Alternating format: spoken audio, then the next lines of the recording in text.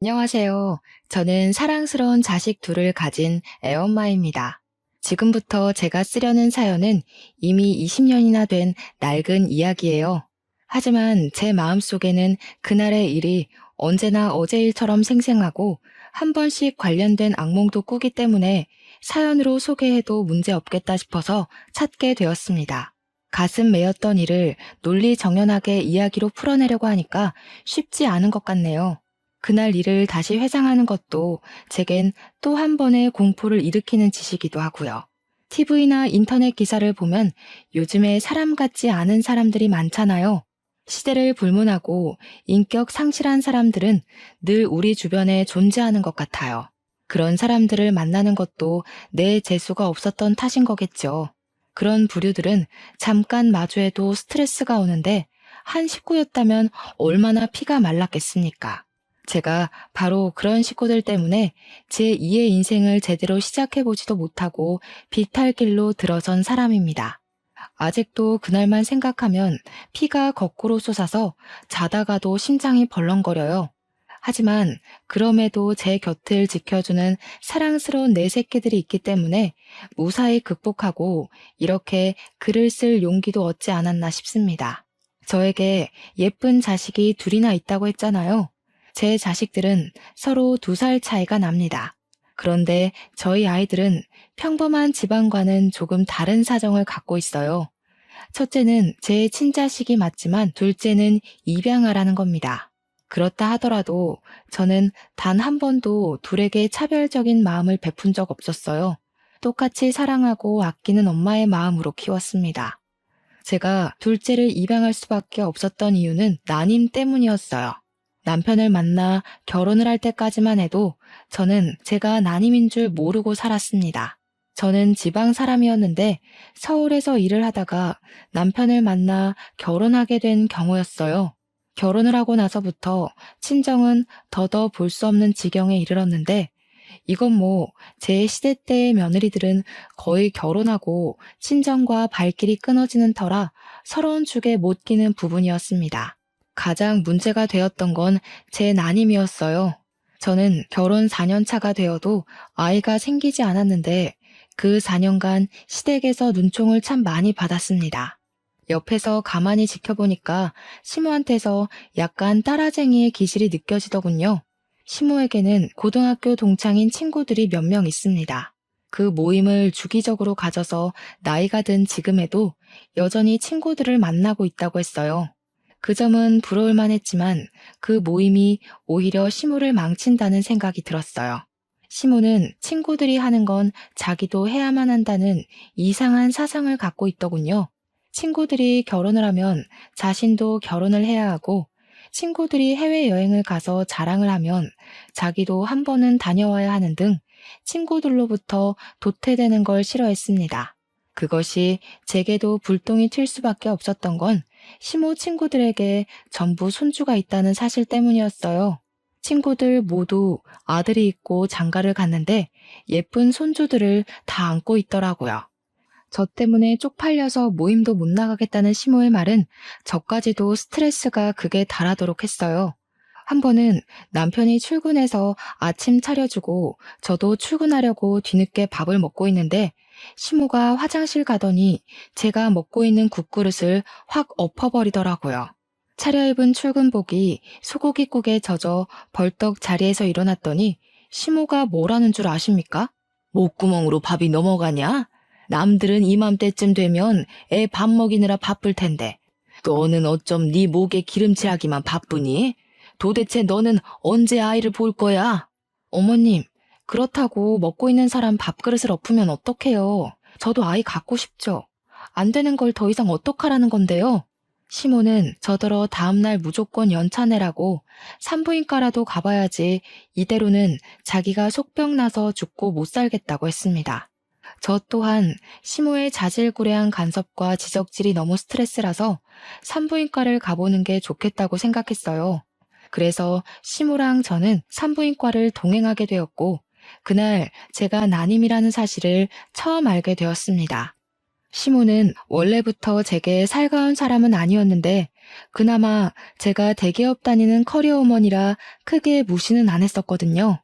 그런데 제가 난임 판정을 받고부터는 아예 저를 찬밥 취급하기 시작했어요. 어떻게 자기 집안에 난임 며느리가 들어올 수 있냐면서 자기 팔자가 이 정도로 기구했던 적은 없는데 나 때문에 자기 앞길 막혔다고 저를 그렇게 원망했습니다. 난임이라는 사실은 저한테도 무척 충격이고 실망스러운 일이었지만 그것 때문에 계속해서 시모한테 무시당하는 건 납득하기 어려웠고 많이 버거웠습니다. 하지만 시모의 아기 욕심은 쉽게 포기될 부분이 아니었어요. 시모는 따라쟁이라서 친구들이 자랑하는 꼴을 고스란히 느끼며 도태되어 있을 사람은 아닐 거라고 예상했습니다. 그래서 제게 당장 시험관 시도를 해볼 것을 강요했어요. 남편도 저도 아기를 원했기 때문에 그 제안이 그리 거북스럽지는 않았습니다. 다만 시모의 아집이 너무 강해서 혀를 내둘렀을 뿐이죠. 시모는 빚을 내서라도 손자를 얻기 위해 시험관을 시켰습니다. 그렇게 고생해서 귀하게 얻은 아이가 바로 제 첫째 딸입니다. 난임이라는 소식에 제 인생에서 없을 줄 알았던 소중한 생명을 얻게 되어 제가 얼마나 기뻤는지 모릅니다. 기뻐서 눈물을 흘린다는 걸 그날 처음 겪어봤어요. 저도 남편도 모두 행복해했는데 정작 임신에 목말라 있던 시모만은 표정이 어두웠습니다. 알고 보니 제 자식이 딸이라는 것에 또 불만을 가진 상황이더라고요. 시모 친구들은 전부 손자를 얻었대요. 이제 막 태어난 아이 앞에서 산후조리하고 있는 제 앞에서 굳이 아기 성별을 논해야 할 일일까요? 시댁에 힘써주는 덕분에 시험관에 성공하여 딸을 얻게 되었음에도 그 감사함이 길게 가지 못했습니다. 모든 삶이 순조로워질 거라고만 생각했는데 또다시 시모의 아집 때문에 스트레스가 차고 올랐어요. 겨우 하나 있는 내 아들 어렵게 장가 보냈더니 며느리라는 애가 어쩜 이렇게 제 할 일을 못한다니? 빚내서 돈 들여놨더니 계집애를 낳아? 말씀이 심하시네요. 어머님 손녀잖아요. 계집애가 뭐예요? 어머님 원대로 손주 낳았으니까 더 이상 쓸데없는 고집 그만 부리셨으면 해요. 그날 이후로 시모는 손녀에게 한 번도 따뜻한 시선 한 번 보내준 적 없는 사람이었어요. 저는 화장실을 가더라도 아이를 안고 가야 했습니다. 아이가 잘못 뒤집어지거나 잠시 한눈 판 사이 이부자리에서 벗어나기라도 하면 돌봐줄 사람이 없었거든요. 시모는 제 딸이 코앞에서 울고 있어도 보듬어 주기는커녕 거들떠도 안 봤어요. 그런 사람을 어떻게 믿고 제가 아이를 내버려 두고 다니겠습니까? 제 허리가 부서지는 한이 있더라도 저는 집에서 아이를 안고 업고 다녔어요. 그 탓에 제 몸이 제대로 회복을 하지 못해서 다 늙은 나이에 골병 드는데 큰 몫을 했을 겁니다.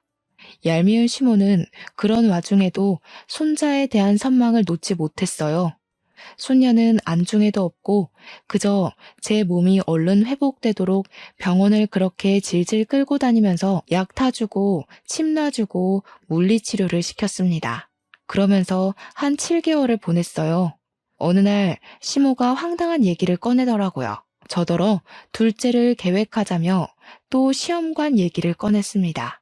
그 소리를 듣는데 시모가 저를 사람이 아닌 애 낳는 기계로 보는 건가 싶은 생각도 들었어요. 어머님, 지원이도 어렵게 얻은 거 아시잖아요. 지원이 안기까지 우리 식구 다 얼마나 힘들었어요. 남편도 아이는 하나면 충분하다 했으니까 그냥 외동으로 잘 키울게요. 네 생각만 하니? 집에 아들씨 하나 없어서 어디다 쓴다고? 나는 무조건 손자를 봐야겠다. 요즘 손자 없는 할미들 보기도 힘들더라. 내가 너한테 내 귀한 외동아들 줬으면 너도 그에 맞는 답례를 해야 될 거 아니냐? 먹고 땡 하려고 그랬니? 손자 없는 할미들이 보기 힘든 게 아니라 지금 어머님 친구분들이 다 손자 얻으셔서 저한테 강요하시는 거잖아요. 저 그 시술 더는 못해요. 몸 회복도 안 됐고 더 이상은 힘들어요. 참나, 그래. 내 친구들은 며느리들이 다 아기 집이 좋아서 손자 숨풍숨풍 낳았다더라. 그걸 잘 알면 너도 좀 한 번에 아들을 낳지 그랬어. 젊은 애가 영 쓸모가 없네 없어. 어찌 된 게 대기업 다니는 것 말고는 말짱 꽝이야? 시모의 칭얼거림을 들을 때마다 정말 기운이 빠지고 한숨밖에 안 나왔습니다. 시모는 사실 기러기 시부를 두고 있어요. 시부는 당시 일본에서 일을 하고 있었고 돈만 시모에게 붙여주면서 살아왔다고 하더라고요. 남편이 정말 어린 6, 7살 때부터 시부가 기러기를 했다고 해서 남편도 시부 얼굴을 잘 모른대요. 저 또한 시부를 결혼식 때만 보고는 그 뒤로 뵌 적이 없었습니다. 시모는 시부가 주는 돈으로 하나 있는 남편에게 아낌없이 지원을 많이 해주면서 키웠다고도 했는데요. 그래서 남편에겐 취미랑 자격증이 좀 많았어요. 대기업 취업하는데도 전혀 무리가 없었다고 했고요.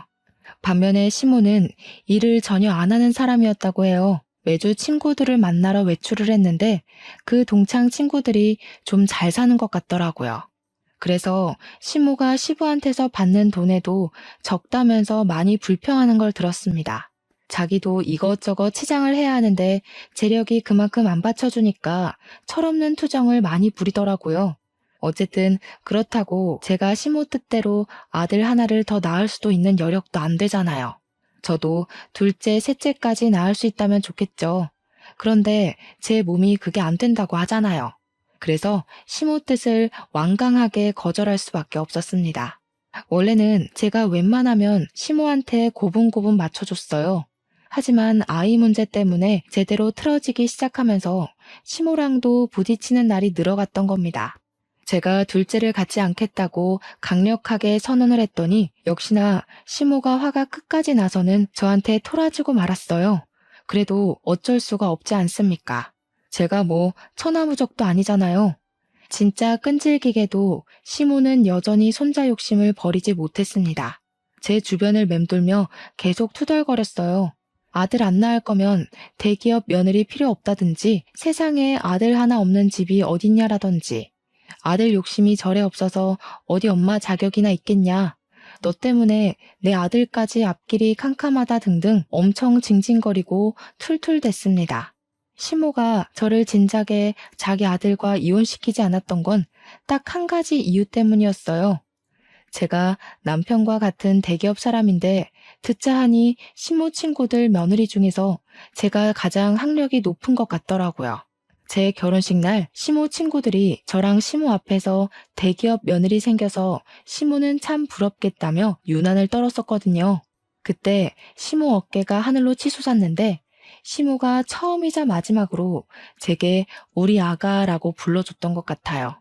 어쨌든 시모가 제 속을 뒤집어 놓고자 일부러 저를 따라다니며 염장 지르는 걸 알기 때문에 저는 그냥 시모의 잔소리를 한 귀로 듣고 한 귀로 흘려버렸어요. 그나마 고마웠던 건 남편한테 시모의 이런 고집을 얘기하면 남편이 저랑 같이 시모 욕을 해준다는 것에서 위안을 많이 얻었습니다. 남편의 존재는 저를 시댁에서 버틸 수 있게 하는 이유가 되는 사람이었어요. 한 번은 시모가 제게 또 손자 가지고 툴툴거릴 때가 있었는데 그걸 남편이 본 적 있었거든요. 남편이 바로 직접 나서서 시모의 잔소리를 막아주더라고요. 제발 좀 적당히 해. 사람 몸이 천근만근인 줄도 모르고 왜 이렇게 철없는 소리를 하는 거야? 내 와이프가 엄마 요구 들어주는 기계야? 자꾸 이런 식이면 우리 분가해버릴 거야. 고집불통 시모도 자기 아들이 혼쭐 내는 것에는 별말을 못하더군요. 그 뒤로 시모는 혼자서 꽁한 채 한동안 잠잠하게 지냈습니다. 덕분에 저도 마음 편히 딸을 키울 수 있었어요. 그렇게 한 2년 정도 태풍의 눈 안에서 푹 마음을 놓았을까. 그동안 조용했던 일상에 대해 보복이라도 하는 건지 모르겠지만 시모가 아주 큰일을 터뜨리고 말았어요. 지금 생각해도 이 부분은 대형 사고네요. 그날은 여느 때처럼 딸을 재우고 남편 아침을 챙겨준 뒤 남편을 보낸 날이었습니다. 아침부터 어딜 간 건지 생전 안 하던 이른 외출한 시모가 점심쯤 귀가를 했는데요. 저는 시모를 보자마자 어디 다녀오냐고 묻지도 못하고 그 자리에서 굳어버릴 수밖에 없었어요. 시모가 웬 의문의 아기를 하나 안아들고 있더라고요. 갓난아기였고 포대에 감싸져 있는 아들이었습니다. 이제부터 우리 집 손자 될 아이다. 앞으로 너도 아들이라고 생각하고 잘해라. 아직 태어난 지 2달밖에 안 돼서 우리 식구로 들이기 딱 좋을 때야. 시모의 말에 저는 너무 충격을 받아서 온갖 생각이 다 들었습니다. 남편이 나 몰래 낳은 아이인가? 시모랑 남편이 나 모르게 작당해서 만든 아이인가? 이거 남편 불륜인가? 정말 별의별 생각이 다 들었지만 해답이 빠르게 내려지지 않았어요. 그냥 이게 다 무슨 상황이냐고 대뜸 언성만 높였습니다. 그러니 시모가 저더러 입 닥치고 자리에 앉으라고 애기 놀란다고 하더군요. 어처구니가 없었지만 대체 이게 무슨 영문인지 사정을 알아야 해서 시모하는 걸 지켜보기만 했었어요. 그리고 저는 시모하는 소리에 기함을 토하고 말았습니다. 진짜 제정신 아닌 사람인 줄 알았어요. 뭘 했다고요? 브로커요? 어머님 제정신이세요? 지금 손자 하나 갖겠다고 브로커를 시켜서 아기를 샀다는 말씀인 거예요? 대체 이게 다 뭐 하는 짓이냐고요? 목청 낮추라니까. 그래, 내 손자 내가 내 돈 주고 갖겠다는데 무슨 불만이니? 너더러 낳아달라고 안 했잖냐? 키워달라고도 안 할 테니까 신경 꺼라. 남편 씨도 아니고 그 아이는 그냥 남의 자식인 거잖아요. 지금 남의 자식을 손자처럼 키운다는 거예요? 그런다고 그 아이가 어머님 손자가 될 거라 생각하세요? 죽었다 깨어나도 그 아이는 그냥 남의 핏줄인 거예요. 무슨 생각으로 이런 사고를 치셨어요? 왜 내 손자가 못 되니? 낳은 정보다 기른 정이 더 무섭다는 거 모르냐? 그리고 이미 생모가 포기한 아이다. 어차피 이 아이한테 사실을 알려주지만 않으면 생모를 찾지도 않고 돌아갈 곳도 없는 아이라고. 도대체 뭐가 문제라는 거니? 시모는 자신이 아예 뭘 잘못한 건지 원인을 모르고 있었습니다. 그런 시모를 보고 저는 단지 시모가 제정신이 아니라고만 생각했어요. 아무리 손자가 갖고 싶어도 그렇지 어떻게 남의 아기를 돈 주고 사올 생각까지 했는지. 이럴 거면 그냥 새 며느리를 들이지 그랬냐고 제가 시모에게 고래고래 소리를 질렀더니 시모가 자기 아들 인생에 이혼율 그이게 할 수 없다면서 아들 재혼은 죽어도 못 받아들인다고 했습니다.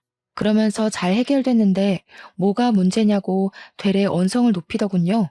저랑 얘기하니까 피가 거꾸로 솟는다면서 품 안의 아기를 소중하게 데리고 자기 방으로 들어가 버렸어요. 이렇게 큰 문제는 저랑만 다툴 일이 아니잖아요. 퇴근하고 온 남편도 당연히 이 사실을 알았고 그날 저녁 남편이랑 시모는 처음으로 순순히 물러나는 사람 없이 대판 싸우게 되었습니다. 싸우는 대화 내용을 듣자 하니 시모는 브로커에게서 300만 원을 주고 그 아기를 사온 거더라고요. 20대 초반 미혼모 여자의 아기라는데 남편은 시모의 입장을 다 듣기도 전에 화가 나서 당장 그 브로커 명함 내놓으라고 시모에게 난동을 부렸습니다. 시모가 순순히 아기를 내놓지 않자 남편은 시모 품에 안긴 남자 아기를 빼앗았고 아기를 갖다 버리겠다고 겁박을 했어요. 남편이 저렇게까지 화를 내는 건 저도 처음 봤었습니다. 남편의 과격한 행위에 식겁한 시모는 얼른 남편에게 명함을 건넸어요. 그러면 당연히 다시 아기를 돌려받을 거라고 생각을 했던 건지 시모가 남편을 향해 두 팔을 뻗으면서 아기를 달라고 했으나 남편은 그대로 시모를 지나쳐 아기를 데리고 집을 나섰습니다. 그러자 시모가 울고불고 남편을 뒤쫓았지만 이미 차를 타고 가버린 남편을 붙잡진 못했어요. 물론 제가 시모를 못 가게 잡아 말리기도 했지만요. 시모는 남편의 모습이 사라질 때까지 길바닥에 주저앉아 땅을 치다가 나중에는 제게 성질을 내면서 닥치는 대로 저에게 손찌검을 하기 시작했습니다. 당장 내 손자 데려와. 너 때문에 되는 일이 하나도 없다. 네가 이 집에 들어오고부터 나한테 해준 게 뭐가 있냐? 아들 낳아줄 거 아니면 빨리 내 손자 데려오라고. 제발 정신 좀 차리세요. 사람 같지도 않은 짓 하고서 하늘이 두렵지도 않으세요? 나중에 뒷감당 어떻게 하시려고 돈 주고 그런 짓을 하는 거예요. 시모는 남편이 돌아올 때까지 방구석에 박혀 나오지도 않고 밥도 안 먹었습니다. 그렇게 나갔던 남편은 하루 뒤에 돌아왔는데요. 당황스럽게도 남편 품에 아기가 그대로 안겨 있더라고요.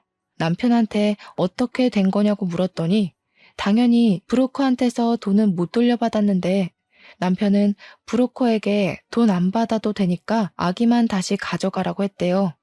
그랬더니 그것도 브로커가 이미 자기 손에서 끝난 일이니까 알아서 해결하라고 미혼모 연락처랑 주소를 알려주는 덕에 미혼모까지 만났다고 했습니다. 하지만 직접 찾아가서 만난 미혼모는 생각보다 많이 양아치에다 쓰레기라서 아기를 그 여자한테 맡겼다간 아기가 일주일도 못 가 생을 마감할 것 같다는 생각이 들었다고 했어요. 그만큼 미혼모는 엄마의 자격이 없는 여자였다고 했습니다. 그래서 남편은 긴 고민 끝에 결국 다시 아기를 데려오게 되었다고 하네요. 어쩔 수가 없었어. 아기가 죽게 내버려두진 못하겠더라고. 아무래도 좀 더 데리고 있으면서 어디 안전하게 위탁할 수 있는 곳을 알아봐야 될 것 같아. 그 순간 우리에게 닥친 사실에 진짜 기가 막히고 저까지 정신 나가버릴 것 같았지만 남편이 말해주는 아기의 사정을 들으니까 진짜 그 여자한테는 보내면 안 되겠더라고요. 그래서 며칠간 고민하면서 그 아기를 잠시 우리 집에 놔두게 되었는데요. 남편이랑 같이 괜찮은 위탁소를 찾으며 고민하는 며칠 동안에 그만 아기한테 정이 들어버리고 말았지 뭡니까. 무엇보다 우리 딸이 아기를 엄청 좋아하더라고요.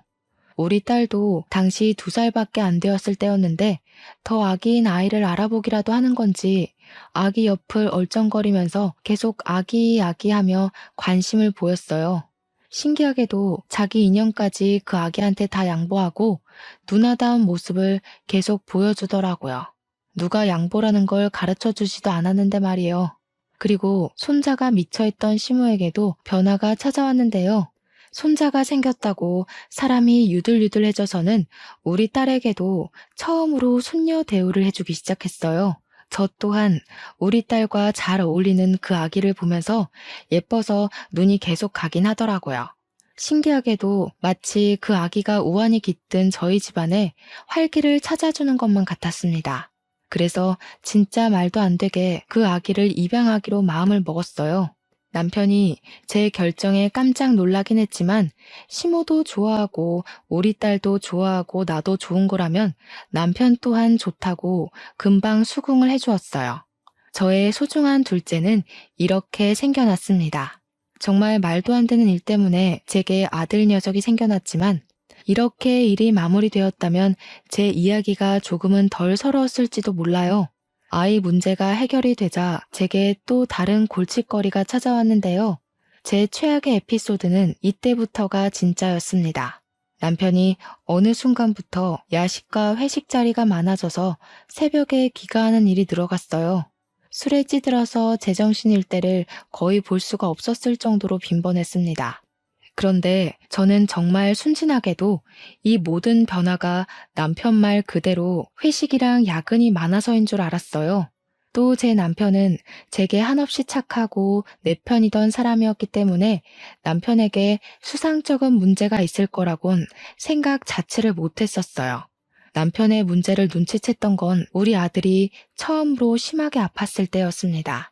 아들이 계속 토하고 몸에 열이 나길래 병원을 가야 했는데 마침 남편 퇴근 시간이랑 맞물리더라고요. 그래서 남편 차를 타면 좋겠다 싶어 전화를 했더니 아무리 해도 안 받는 겁니다. 더는 지체할 수 없어서 할 수 없이 저는 시모한테 딸을 부탁하고서 아들 안고 혼자 응급실에 연락해 집을 나섰습니다. 택시 타고 급하게 가까운 대학병원을 먼저 찾았고 아들은 장염 판정을 받았어요. 다행히 아들은 링거 한 대 맞으면서 급한 불을 끌 수 있었고 뒤늦게 잠에 푹 들었습니다. 혼자 고군분투를 했더니 힘이 쭉 빠지더라고요. 아들 손을 조물락거리면서 침대에 머리를 기대고 있었는데 그 순간 잊고 있던 남편에게서 전화가 왔었습니다. 받자마자 왜 이렇게 연락이 안 됐냐고 나 혼자 애 아파서 무서웠다고 하소연을 하려고 했는데 수화기 너머에서 건너오는 목소리는 정작 낯선 여자의 것이었습니다. 안녕하세요, 사모님. 오빠가 오늘은 좀 거하게 마셔서요. 곧 보낼게요. 참, 우리 아들은 잘 크고 있죠? 좋은 엄마 만나서 잘 크겠지 뭐. 이렇게 말하면 제가 누군지 아실까요? 그 순간 저는 잠들어 있는 아들 얼굴을 한번 쳐다봤고 낯선 여자가 바로 이 아이의 엄마라는 사실을 눈치챘습니다. 소름이 쫙 끼침과 동시에 머릿속으로 수만 가지의 물음표가 생겼어요. 그중 이 미혼모가 왜 내 남편이랑 같이 있는지가 가장 의문이었습니다. 그러나 제가 문제로 걸고 넘어지기도 전에 전화가 끊어져 버렸고 제가 전화를 다시 걸어도 더 이상 그 여자 목소리는 들을 수가 없었어요. 결국 저는 다음날 아들을 데리고 다시 집으로 가서 출근하려는 남편에게 따질 수밖에 없었습니다. 당신 뭐야? 그때 그 미혼모랑 여태 만나고 있었던 거야? 왜? 뭐 때문에? 어째서? 나한테 그런 약속에 대해 한마디도 설명한 적 없었잖아. 그 여자가 애 때문에 당신한테 뭐라 해? 이미 우리 아들로 입양까지 마쳤는데 법적 문제 없는 거 아니야? 대체 그 여자한테 무슨 볼일이 있어서 만나는데? 저는 남편한테 어제 통화한 녹음 내용까지 친히 들려주며 따졌습니다. 그러니 남편이 크게 당황하더라고요. 숙취 때문에 더 정신없어 보였어요. 그렇다고 제가 지금 남편의 불륜이 의심되는 상황에서 남편의 상태 따위 신경 써줄 겨를이 있었겠습니까? 저는 남편을 더 몰아붙이면서 설마 내가 생각하는 부정행위인 거냐고 둘이서 술 마시고 오빠 오빠 거리는지 말해보라고 소리만 질렀어요. 그걸 시모도 옆에서 같이 듣고 있었는데 시모 역시 적잖이 놀란 듯 했습니다. 그런 상황에서 남편이 머리 굴린다고 누나를 불안정하게 흔들어대는데 그것만으로 이미 제 예측이 맞는다는 것에 힘이 실리는 꼴밖에 안 되더라고요. 제발 아무런 사이도 아니라고 변명이라도 해주길 바라며 말을 좀 해보라고 소리를 쳤더니 남편이 되레 저한테 소리 좀 지르지 말라고 목청만 높였습니다. 그리고는 머리 아파 죽겠으니까 출근하고 와서 얘기하자면서 도망치듯 집을 나가버렸어요. 시모가 이게 무슨 일이냐고 저한테 정황 설명을 마구 요구했는데 자기 아들 편들 게 뻔해 보여서 시모 얼굴도 보기가 싫더라고요. 그와 동시에 시모 품에 있는 아들까지 순간적으로 미웠습니다. 사랑하는 사람에게 배신당하는 건 상상 이상으로 힘들잖아요. 그래서 제게는 제 감정적 슬픔을 감당해줄 원망의 대상이 필요했던 것 같아요. 그게 바로 아들의 존재였어요. 이렇게 남편이 비뚤어진 걸 죄 없는 아들 탓으로 돌리면서 아들만 아니었다면 우리 가정에 불순물이 묻지 않았을 거라고 저 혼자 그렇게 위안 삼고 원망을 했었습니다. 그래서 저는 시모랑 아들을 완전히 외면하고서 방에 들어와 제 딸을 끌어안고 눈물을 흘렸어요. 그리곤 퇴근하고 온 남편에게 이혼을 통보받았습니다. 무슨 생각인 건지 남편이 제게 이혼을 요구하더라고요. 미혼모를 처음 본 그날 자신이 미혼모와 다투다가 미혼모가 사정하는 바람에 사연을 들어주게 되었는데 같이 술을 마시게 되었고 둘이서 넘어선 안 되는 선까지 넘었었다고 고백을 했습니다. 그 뒤로 서로에게 마음이 생겨 줄곧 만남을 이어왔다고도 했어요. 그러니까 그 기간이 갓난 아기 때 내 품에 들어온 우리 아들이 2살로 클 때까지 계속되어 왔다는 겁니다. 저는 더 깊은 내막을 듣진 못하고 그대로 남편의 귀싸대기를 날렸습니다. 그리고 주방으로 가서 집에 있는 고춧가루를 가져와서 남편 얼굴에 쳐 뿌리고는 봉지째로 남편 면상에 집어 던져버렸어요. 그래서 이혼하자고? 딴 여자 생겼으니까 나보고 네 옆에서 꺼지라는 거야? 어떻게 당신 입에서 이혼이란 말이 나올 수가 있어? 이 양심 없는 새끼야.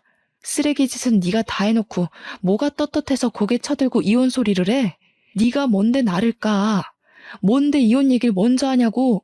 쌍욕이란 쌍욕은 다 하면서 남편을 원망했고 배신감을 느낀 만큼 남편을 개패듯이 패고 또 팼습니다. 그러자 시모가 무섭게 달려와서는 저를 밀치더라고요.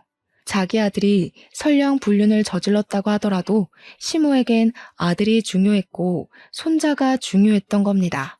시모에게 저라는 사람은 그저 남편을 보필할 여자, 손자를 키워줄 여자밖에 안 되었던 거예요. 그런데 황당한 건 뭔 줄 아시나요? 이제 그만 그리 사랑하는 아들 뜻에 따라 저랑 남편을 이혼시킬 법도 할 텐데 시모 하는 말이 진짜 재밌더라고요. 네가 하라는 대로 다 하마.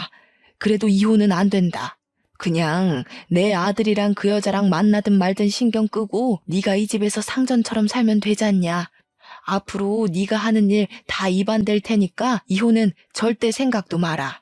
말 같지도 않은 소리 한결같이 하시네요. 어머님 아들이 이혼하고 싶다잖아요. 한낱 미혼모한테 미쳐서는 양아치 여자를 옆에 두고 싶다 하는데 어머님 돈 주고 일 꾸미는 거 좋아하시지 않아요? 그 정신 나간 여자 데려와서 어머님 손맛대로 신분 위조해주면 되겠네요. 안 돼. 내가 그 여자를 알아도 제일 잘 알지. 우리 손자 데려오려고 사전 조사를 얼마나 꼼꼼하게 했는데 일부러 더 음지에 있는 여자를 찾은 거란 말이야. 그런 인간 말종인 여자는 우리 집 며느리로 절대 못 들인다. 웃기네요. 인간 말종의 핏줄은 괜찮은데 인간 말종을 며느리 삼을 수는 없다. 어머님의 그 잘난 기준 진짜 너무 역해서 더는 이해해주기 싫어요. 돈 주고 애를 사오는 인간이나 그의 엄마랑 바람 피우는 인간이나 그 부모의 그 새끼인데 제가 너무 큰 기대를 한 것 같네요. 진작에 이 답없는 집구석 나왔어야 했는데 저는 이혼 합의는 절대 해줄 생각이 없어서 제가 당한 만큼 소송으로 갚아주겠다고 경고장을 날려준 뒤에 바로 짐을 챙겼습니다. 소송을 한다니까 둘이서 꽤나 놀랐는지 남편이랑 시모가 저를 막으려 했지만 이미 당시 제정신이 아니었던 저는 내 몸에 손대면 경찰에 신고해버릴 거라고 악까지 질러버렸어요. 그동안 쌓였던 게 물밀듯이 솟구치니까 정말 괴성을 독하게 내지를 수가 있겠더라고요. 한 번도 시댁에서 정신 나간 사람처럼 보였던 적은 없었는데 제가 처음 보는 모습을 드러내니까 그 둘도 놀라서 그냥 내버려 두더군요. 그 상태로 저는 가벼운 짐만 챙긴 뒤에 딸만 데리고서 그 집을 나오려고 했는데요. 제가 신발을 신는 순간 아들이 저를 쫓아 신발장까지 아장아장 걸어오더라고요. 저를 보고 엄마 엄마 하는 아들을 보면서 쉽사리 발이 안 떨어졌지만 정말 마음 독하게 먹고서 그대로 집을 나와버렸습니다. 일단은 직장 동료에게 실례를 무릅쓰고 연락했고 딸을 데리고 그 동료 집에서 신세를 지며 살았어요. 문제는 집을 나왔는데도 아들의 모습이 잊히지가 않아 괴로웠다는 겁니다. 며칠 고민 끝에 아들을 포기할 수 없었던 저는 결국 변호사에게 부탁해서 아들 친권 꼭 내가 가져야 된다고 승소하게 해달라고 사정을 했어요. 그랬더니 변호사가 흔쾌히 가능한 일이라고 고개를 끄덕이더군요. 남편이 바람을 피운 상황인데다 남편은 아들을 키우면서 한 번도 자기 아들이라고 보듬어 준 적 없는 아빠이기 때문에 그게 증명만 된다면 친권은 얼마든지 제 편에 세울 수 있다고 했습니다. 그 말만으로 얼마나 안심이 되었던지 몰라요. 아들은 어쨌든 저와 남편이 입양한 자식이고 법적으로 내 새끼잖아요. 피 섞인 아들이 아니라도 그 쓰레기들 틈에 둘 수는 없었습니다. 그리고 저는 손쉽게 승소를 했어요. 제가 승소할 수밖에 없는 건 어쩌면 너무 당연한 일이었습니다. 판사도 엄청난 아빠의 편이 아닌 엄마인 제 입장에서 손을 꼭 들어주어서 이길 수 있었어요. 그날 남편이 저를 엄청 원망스린 눈으로 쳐다봤고 시모는 제게 삿대질을 하며 자기 손자를 뺏어간 죽일년이라면서 법정 떠나가도록 소리를 질러댔습니다. 그걸 무시하고 나온 저는 바로 애들을 데리고 스페인으로 떠났어요.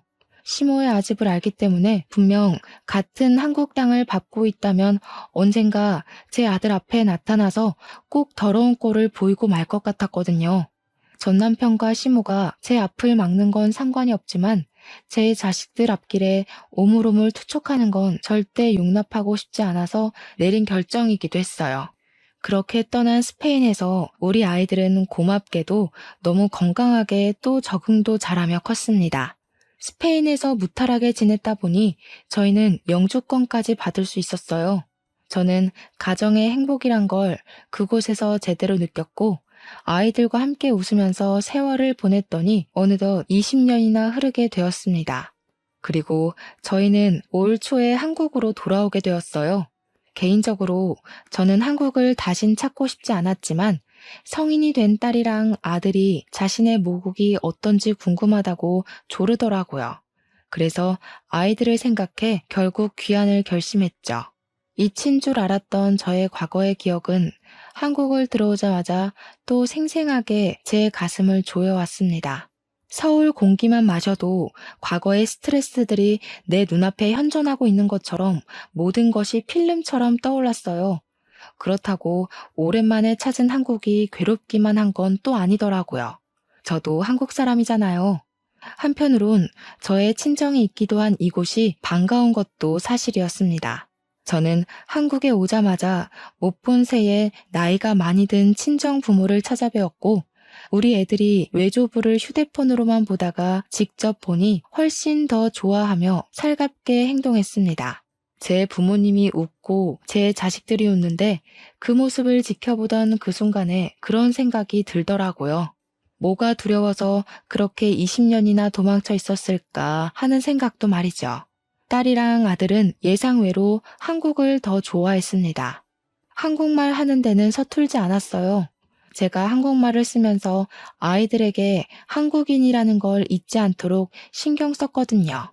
외국으로 도망쳤다고 한들 아마 저도 무의식적으로 언젠간 한국에 돌아와야지라는 생각을 품고 있었던 것 같아요. 제 자식들은 스페인에서도 한국 대사관에서 일을 하는 외교관들이었습니다. 한국으로 돌아와서도 나란히 외교부로 취업이 되었기 때문에 불과 얼마 전 집을 구해야 해서 아들이랑 같이 차를 타고 부동산을 돌았던 적이 있었어요. 살다 살다 그렇게 신기한 일은 또 처음이었습니다. 아들이랑 같이 여러 차례 부동산 매물을 고민하던 중 저희가 한 부동산에서 익숙한 매물을 소개받았어요. 놀랍게도 제게는 상처나 다름없던 시댁 매물이 나와 있더라고요. 중개사가 말하길 그 매물 주인이 할머니가 건강이 악화돼서 병원비가 많이 필요한데 아들 되는 사람이 불륜 사건 터지는 바람에 대기업 직장을 잘려서 급전이 급한 상황이라 집을 팔고 작은 데로 이사를 간다고 했다네요. 그것이 시모랑 전 남편 얘기라는 걸 알아서 순간 저도 모르고 가슴속 응어리가 쪼여왔습니다. 화병이 도진 듯 열기가 올라서 가슴 중앙을 2번 쳤더니 아들이 걱정하면서 왜 그러냐고 묻더군요.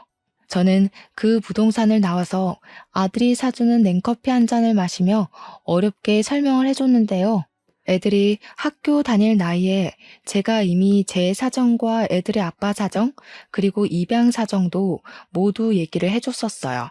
그때마다 제가 시모랑 전 남편 기억 때문에 한 번씩 한숨을 내뱉으면 착한 우리 애들은 그저 제 걱정과 자신들을 홀로 키워준 저에 대해 존경심밖에 없다고 위로해 주었고, 저를 대신해서 늘 시모랑 전 남편에게 앙심을 품고 있었습니다. 그래서 그런지 시모랑 전 남편 얘기를 다시 꺼내도 아들은 그리 놀라지 않더라고요. 오히려 저를 그리 괴롭히고 자신을 2번 버려지게 했었다는 시모랑 전 남편 존재를 얼떨결에 찾았다 보니까 궁금해하기까지 했습니다. 그러면서 하는 말이 아들이 시모 집을 매매하자고 제안했어요. 놀라서 무슨 생각으로 그런 소리를 하냐고, 너한테 상처 준 사람들인데 왜 굳이 나서서 또 상처를 받으려고 하냐고 했더니 아들은 그 사람들한테 받은 상처가 얼마나 아팠는지 전혀 기억 안 나지만 해선 안 될 짓을 했다는 걸 알게 해주고 싶다고 했어요. 뿐만 아니라 제가 더 놀랐던 건 그 매물에 대한 숨겨진 복권이 따로 있었다는 겁니다. 그래서 얼떨결에 아들 주도하에 그 집을 매매하게 되었는데 그러기 위해서는 집주인을 만나야 했어요. 시모가 건강했다면 직접 왔겠지만 다 죽어간다고 했으니 대리인으로 부동산을 찾아온 전 남편을 마주하게 된 자리였습니다. 20년 만에 마주한 그는 한때 대기업에 다녀서 정장 슈트만 입던 꼴은 온데간데 없었고 어디 잡화 상점이나 철물점을 운영하는 것처럼 꼬질꼬질하게 해진 옷을 입고 있었어요. 전 남편은 처음엔 굽신거리며 들어왔다가 저를 보자마자 놀랐는데요. 저를 단번에 알아본 듯 했습니다. 문제는 전 남편 눈빛이 제게 앙심이 상당해 보였다는 것이에요. 어디 가서 보기 좋게 굶어 죽은 줄 알았더니 멀쩡하게 살아있네. 남의 집 박살 내놓고 잘도 살았나 보다. 너 때문에 우리 엄마는 아직도 다 죽은 꼴을 하고 있는데. 전 남편이 제 분에 못 이겨 달려들었는데 그 앞을 아들이 막아주었어요. 아들은 그대로 전 남편을 내동댕이 쳐버렸습니다. 바닥을 구른 전 남편은 그제야 아들의 존재를 쳐다보면서 인상을 팍 찡그렸어요. 제가 젊은 남자랑 바람이라도 난 줄 아나 보더라고요. 뭐 눈엔 뭐만 보인다더니 내가 넌 줄 알아? 이러니까 너 같은 건 친권 자격이 없다는 거야. 누가 누구더러 집을 박살냈대? 아직도 모르겠어? 너네 집이 망가진 거 네 탓이잖아. 네가 딴 년한테 정신 팔려서 가족이고 뭐고 버려서 이 꼴 난 거 몰랐니? 제가 친권을 논하니까 전 남편이 대강 눈치를 챘는지 아들을 다시 보곤 말을 잇더라고요. 곧 자리에서 일어나 아들의 손을 잡으면서 입을 해벌쭉 벌렸습니다. 얘가 그 아기라고? 네가 진짜 윤의 아들이니? 아이고야, 내가 네 아빠야. 나랑 네 할미가 널 데려왔다고. 얼굴 좋은 것 보니까 어디 좋은 데서 일하나 보구나. 네 머리가 이 아빠를 닮아서 그래. 이제라도 집으로 돌아와라. 아빠한테 오기만 하면 친엄마도 찾아줄게. 네 친엄마가 자꾸 도망다녀서 나도 요즘 정신이 없다. 아들 찾았다고 하면 분명 나타날 거야. 윤혜는 아무래도 미혼모의 이름인 듯 했습니다. 아들은 그걸 듣고 되레 표정을 더 차갑게 굳혔어요. 그러고는 바로 전 남편의 손길을 뿌리치더니 그대로 주먹을 써버린 거 아니겠습니까? 아예 아빠라고 생각도 안 하는 태도였고 지칭도 아저씨라고 하면서 과감하게 전 남편을 후려치더라고요. 아저씨 면상 한번 보고 싶었는데 내가 쓰레기라고 생각한 사람 입에서 아들 소리 들으니까 기분 더럽네요. 누가 아빠고 누가 엄만데요? 내 부모는 내가 정해요. 생모는 내가 버렸는데 아저씨는 뭐예요? 애초에 나랑 피는 섞였어요? 그냥 나 주워다 준 브로커랑 다른 게 없어 보이는데요? 뭐? 너 이 자식, 내가 너 분유값 대주고 병원비 대주고 다 했어. 이게 애비 은혜도 모르고 뭐 아저씨? 말버릇이 그게 뭐냐? 자꾸 애비 거리지 마세요. 차라리 얼굴 모르는 생부 존재가 나을 지경이에요. 저랑 엄마는 여기 매매자 입장으로 온 거거든요. 이 정도 질척됐으면 그만하시고 도장이나 찍으시죠. 아저씨 엄마 죽어간다면서요. 돈 급하지 않으세요? 전 남편은 아들이 건방지다며 아들의 멱살을 잡으려 했지만 다 늙은 아저씨가 혈기왕성 청년의 힘을 이기는 건 불가능하지 않습니까? 전 남편은 그대로 아들의 주먹을 한 대 더 맞았을 뿐이었어요. 전 남편은 아들에게 말로 터지고 손으로도 쥐어 터진 후에야 부동산에 온 목적을 실행했습니다. 계약서에 도장부터 찍었어요. 그러더니 아들은 현금으로 비용 지불하겠다며 찾아온 현찰 봉투를 들고서 전 남편 머리 위로 툭 던졌습니다. 우리 엄마는 제 옆을 내내 지켜준 이분뿐이에요. 아저씨가 나중이라도 우리 엄마 발목 잡으러 나타날까봐 일부러 한 번쯤 경고하려고 만나준 거니까 이젠 다시 마주치는 일 없을 거예요. 그리고 웬만하면 바빠도 뉴스는 좀 보세요. 멍청하니까 이렇게 제 복도 발로 뻥 차버리지. 전 남편이 아들의 말을 이해하지 못해서 아들을 째려보고만 있었는데요. 아들이 하는 말뜻은 아까 제가 말씀드렸던 매물 복권이라는 사실을 뜻하는 거였어요. 사실 시댁 매물이 있는 동네가 며칠 전 재개발 확정이 되면서 땅값이 폭등해 뉴스에 난 적이 있었거든요. 전 남편이 몇 개월만 더 버텼다면 몇 배의 보상금을 받고 정말 좋은 아파트로 이사 갈 수 있었을 텐데 아들 말대로 전 남편이 제 발로 복을 냅다 차버린 셈인 겁니다. 아마 하늘에서 더 어렵게 살 팔자여야 된다고 벌을 내린 게 아닌가 싶어요. 그 뒤로 저는 완전히 제 가슴속 응어리를 비워낸 것처럼 시원함을 느끼며 살고 있습니다. 더 이상 전 남편과 시모가 제 가정에 허튼 짓이라도 할까봐 전전긍긍할 필요도 없고 자녀들한테 복에 겨울 만큼 효도까지 받고 있으니 이보다 더 좋은 세상이 있을까 하며 지내고 있어요. 제 속에 한은 20년이나 걸려서 완벽하게 해소가 되었지만 그래도 이 긴 세월 동안 느낀 것이 있다면 절대 나쁘게 살면 안 되겠다는 마음이었어요. 마치 하늘에서 다 지켜보고 나쁜 짓 한 사람들의 결말은 처참할 수밖에 없다는 걸 알려주는 것 같았거든요. 20년이나 지난 세월에서도 가혹하게 무너질 게 남았다는 걸 누가 알았겠습니까? 아무튼 저는 더 행복한 시간을 보내고 있습니다. 애들 덕분에 일도 안 하고 있고 친정 부모님과도 해외여행도 계획했어요.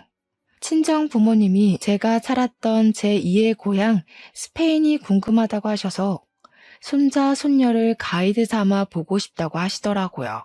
앞으로도 저희는 오늘처럼 즐겁고 편하게만 사는 게 목표입니다.